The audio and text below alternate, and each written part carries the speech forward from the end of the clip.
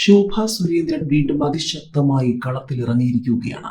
BJP. ജില്ലാ നേതൃത്വത്തിനെതിരെ താൻ ദേശീയ നേതൃത്വത്തിന് പരാതി നൽകുന്ന തരത്തിൽ പ്രചരിക്കുന്ന വാർത്തകൾ നിഷേധിച്ച് എൻ.ഡി.എ സ്ഥാനാർത്ഥി ശോഭ സുരേന്ദ്രൻ ആലപ്പുഴയിൽ എൻ.ഡി.എയുടെ മുന്നേറ്റം തടയാൻ കരിമണൽ കമ്പനി ഉടമ നേതൃത്വം നൽകുന്ന മറ്റൊരു വിഭാഗവും ശക്തമായി പ്രവർത്തിക്കുന്നുണ്ടെന്നും ശോഭ സുരേന്ദ്രൻ ആരോപിച്ചു.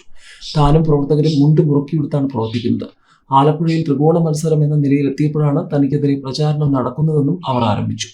SNDP യോഗം ജനറൽ സെക്രട്ടറി വെള്ളാപ്പള്ളി നടേശനെ തള്ളി പറയണമെന്നും തെരഞ്ഞെടുപ്പ് പ്രചാരണത്തിന് ആവശ്യമായ പണം നൽകാമെന്നും പറഞ്ഞ് ഒരാൾ ഏജന്റിനെ വിട്ടിരുന്നുവെന്നും ഇയാളുടെ വിവരം ഉടൻ വെളിപ്പെടുത്തുമെന്നും ശോഭ പറഞ്ഞു.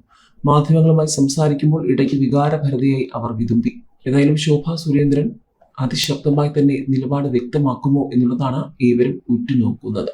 ലോക്സഭാ തെരഞ്ഞെടുപ്പിൽ A+ മണ്ഡലങ്ങളുടെ പട്ടികയിൽ ആലപ്പുഴയും ഉൾപ്പെടുത്തിയിരിക്കുകയാണ് ബി.ജെ.പി. കേന്ദ്ര നേതൃത്വം.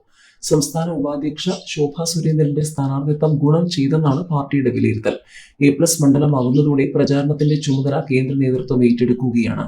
പ്രധാനമന്ത്രി നരേന്ദ്രമോദിയും കേന്ദ്ര ആഭ്യന്തരമന്ത്രി അമിത്ഷാ ഉൾപ്പെടെയുള്ളവർ മണ്ഡലത്തിലെത്താൻ സാധ്യതയുണ്ട്. മണ്ഡലത്തിന്റെ ചുമതല ഇപ്പോൾ സംസ്ഥാന സെക്രട്ടറി മന്ദളം പ്രതാപനാണ്.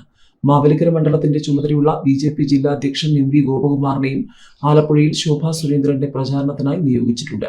ബൂത്ത് തല ഏകോപനത്തിനുള്ള ചുമതല RSSനെ ഏൽപ്പിച്ചിട്ടുണ്ട്. ക്ലസ്റ്റർ ചുമതലക്കാരനായി ബി.ജെ.പി. സംസ്ഥാന ജനറൽ സെക്രട്ടറി ജോർജ് കുര്യനെയും ചുമതലപ്പെടുത്തി. കേരളത്തിൽ ബി.ജെ.പിയുടെ 7ാം A+ മണ്ഡലമാണ് ആലപ്പുഴ.